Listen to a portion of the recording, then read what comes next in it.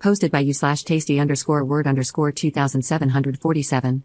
A little background: my mom and dad separated when I was 6 and went their separate ways. They had joint custody of me, but they both started new families.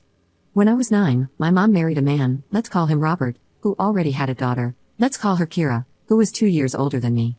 My dad got engaged when I was 8 to a wonderful woman, let's call her Layla, whom he married when I was 12. My relationship with Layla is beautiful. She has truly been a mother to me. She basically helped my dad raise me, takes an interest in my life, comforts me, advises me, shares common interests with me, and we do many activities together.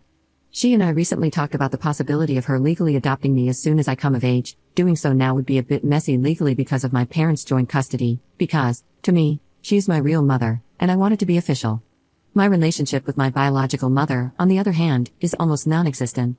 Even though I was required to spend specific days with her, we never managed to bond because she spent all her time giving attention and affection to Kira, who already has her own mother. Even when she tried to involve me in some activities, she always included Kira, and we had to do only what Kira liked. At a certain point, I started declining her invitations and often asked if I could avoid going to her on the set days because I was almost always ignored or left aside, and I preferred to stay at home with my father and Layla. My father always tried to understand me, but he also had to honor the rules set by the judge. When I got older, he admitted that he was afraid my mother might make some mean move in court if he agreed to let me skip going to her on the appointed days, and, yes, this is something my mother would do. After learning this, I understood my father's reasons, and I absolutely didn't want to put him in trouble. So, I stopped making such requests and respected the schedule. Now, let's get to the point. In 2 weeks, I will finally turn 18. I was lucky because my birthday falls on the days I stay with my dad, so he, Layla, and I started planning my birthday a month ago. It will be nothing too crazy, just a party with family and friends at my favorite pizza place, a casual night where I just want to have fun with the people I care about and do what I enjoy. The place also has karaoke, and I love singing. Of course, after booking and setting everything up, we sent out the invitations, including one to my mother. Honestly, I didn't really want her there, but I figured this would actually be the last time I was obligated to involve her since, once I turn 18, I won't have to follow the judge's rules anymore. We sent out the invitations 2 days ago and have already received almost all the responses, allowing us to finalize the exact number to confirm with the pizza place. The only thing missing was my mother, who saw the text but did not respond. I told my father that I wouldn't insist. If she didn't respond, it meant she didn't want to come, and I was fine with that. I think my father was also a little relieved by the idea. Even though he didn't say it openly, I could see it on his face. Anyway, the drama started this afternoon. My mother called me, very angry, accusing me of being childish and saying I shouldn't have planned anything without telling her first. This left me a little confused, and I reminded her that I have always planned all my birthdays with Dad and Layla. Most of the time, she didn't even remember, so complaining now was quite hypocritical. This made her even angrier. She started attacking me, saying that Kira had been crying ever since I sent the invitation to my mother because she had already planned an entire birthday party for me. I was completely speechless because the relationship between Kira and me is non-existent. She is the classic spoiled brat who always wants to be the center of attention, and my mother has always supported her behavior, making it worse. Clearly, she and I have never gotten along. I just couldn't understand why on earth Kira would want to organize a birthday party for me. It didn't make any sense. I asked her why Kira did it, and especially why she did it without telling me. I mean, did she really think I wouldn't make any plans for my 18th birthday? It was ridiculous. My mother said it was supposed to be a surprise, and since I hadn't told her about my plans, she assumed I didn't want to do anything for my birthday. And I mean, she could have asked, right? But no. Then came the worst part, the part that, I admit, made me lose my cool. My mother started listing all the things Kira had prepared for my party, maybe to rub it in my face what I would be missing, and they were all Kira's favorite activities. Things I didn't like at all. She had booked a fish restaurant for lunch, and I don't eat fish. Not because of some whim, but because it makes me feel sick. Just the smell of fish makes me nauseous. I'm not allergic, I've had it checked, my body simply rejects it. She also planned an afternoon activity at a ranch near the city where my mother now lives, where you can ride horses. And, well, I don't like it. I have nothing against horses in particular, but the idea of riding one or getting really close to such a large animal scares me. Then she planned to go back to my mom's house for a backyard barbecue for dinner, which I definitely didn't want to do because I don't want to spend more time with my mom than absolutely necessary. My mother also mentioned that they had already sent out invitations to everyone. At that point, I was completely speechless, but I had to ask her who they had sent them to because my friends, my dad, and his family hadn't received anything. It turns out the guest list was mostly Robert's family, my mom's family, and Kira's friends. I mean, it was basically a party organized by Kira for herself under the pretext of being for my birthday. So, I didn't hold back anymore. I laughed in my mother's face and hung up the phone. It was all too ridiculous to be true, come on. A little while ago, my dad came to talk to me, saying that my mom had called him, furious because I laughed at her when she told me about the party they had organized for me. He seemed upset and started saying that, despite my feelings toward my mom, they were trying to do something nice for once. I stopped him right away and explained in detail how the party had been organized, a detail my mom had apparently left out when she spoke to him. His expression changed quickly, and he just said, "I'm going to make a phone call." Now, I've been hearing him yelling at my mother for at least 20 minutes straight. Layla came to me after hearing about the situation and said that, while she could relate to my frustration, I was a bit rude to laugh in my mother's face and hang up without explaining. From her perspective, I should have spoken out like an adult, regardless of my feelings, and tried to sort things out in a civil and mature way. She wasn't angry, just a bit disappointed in how I handled it. After she left, I started reflecting on my actions. Maybe I was a little hasty, but honestly, I don't think talking to my mom would have helped the situation.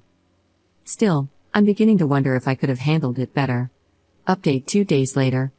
Okay, I didn't think my post would get all this attention, but thank you all for the good wishes and words of comfort. I read all your comments and decided to follow some advice. First of all, I talked to Layla about my reaction to my mother. Layla raised me to value the importance of communication and always encouraged me to talk about my problems so I could solve them, so I understand where her comment about my behavior came from. I also shared my point of view, explaining that the situation my mother was describing was so absurd that laughing was the only natural instinct I had. While my mother was talking, at some point, I thought, is this a joke? Or some sort of bad prank? Is she making this all up? Because her nonsense was absolutely ridiculous. Layla said she understood me, and, as many of you have mentioned, she just wanted me to realize that there will be situations in my life where I can't simply laugh and hang up the phone. She was genuinely concerned about my reaction. Anyway, we managed to clear things up between us, and I'm happy about that. I also talked to my dad about the phone call he had with my mom. Apparently, my mom had an excuse for everything. She said that Kira just wanted to do something nice and sisterly for my big day, that she wanted to share her hobby, riding horses, with me, and that she never thought my fish problem was a real issue but just a whim. She claimed the restaurant they had booked served the best fish around. That last one is a blatant lie because, when I was little, I threw up a couple of times in front of my mom simply because we went somewhere that smelled strongly of fish. She knows very well it's a real issue for me. My dad retorted that nothing they had prepared had been done for me, pointing out that Kira had clearly planned the party for herself. He asked, "What kind of party is it for me if none of my important people are there?" My mother didn't respond to this, she just started ranting that I was ungrateful and spoiled. At that point, my father told her to go to hell and hung up the phone. After hearing this, I decided to follow another piece of advice you gave me and wrote a message to my mother. This time, I chose to be mature and compose the message as politely as possible. I apologized for laughing, explaining that what she was saying was so ridiculous that it was the only reaction I could manage. I reminded her that she had never put any effort into building a relationship with me, that she doesn't know me at all, and has never cared to get to know me. I concluded by saying that, since the birthday party Kira organized only included things that Kira liked, they could enjoy it together with their family and friends. I also told her that her invitation to my pizza party was withdrawn and that she shouldn't bother showing up, as she had already made it clear with her last phone call where her priorities lay. I explained that I was now making my priorities clear as well, and she was absolutely not on my list. I told her that I already have Layla as a mother, and I couldn't be happier with her.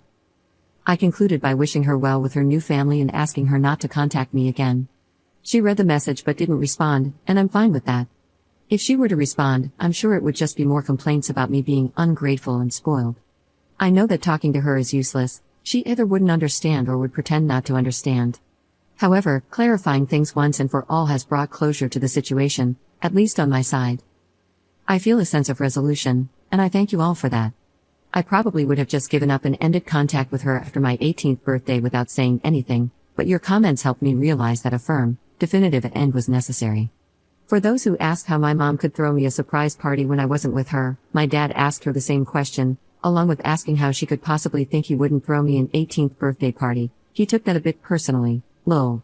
She explained that they had planned for Robert to come get me on the morning of my birthday, explain the situation to Dad and Layla, and then take me to her house under some pretense. Honestly, I don't know how they thought that would work. I would have flat out refused to go to my mother's if it wasn't one of our scheduled days, no matter what excuse they came up with. Most of all, I would never have left Layla and Dad to go to my mom's on my 18th birthday.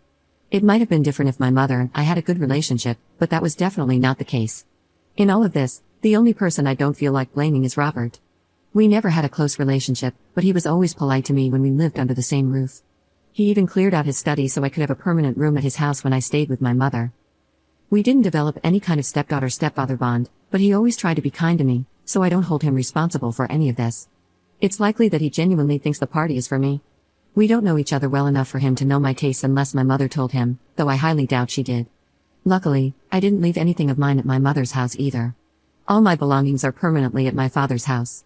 Usually, I would pack a suitcase with the things I needed for the days I stayed at my mother's and then bring everything back with me when I returned to my father's. I never felt comfortable leaving anything there because Robert's family and Kira's friends came over often, and I didn't want to risk leaving anything of mine out in the open for strangers. Well, that's it for now. I hope my mom respects my wish to go no contact and doesn't bother me anymore. I'd also like to bring up the adoption conversation with Layla after the holidays. She seemed really happy when we first talked about it. Thanks again, everyone, for your kind words and advice. Your insights have helped me better manage the situation.